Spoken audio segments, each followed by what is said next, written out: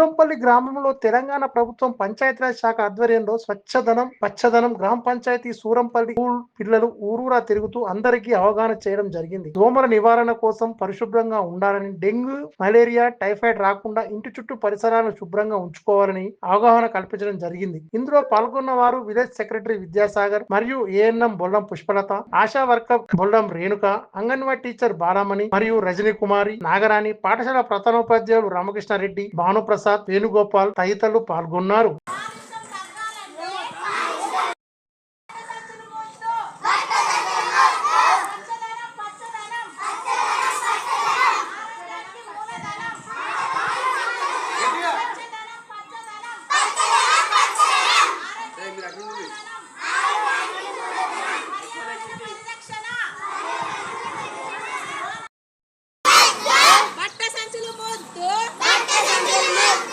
Plastic సంచులు వద్దు.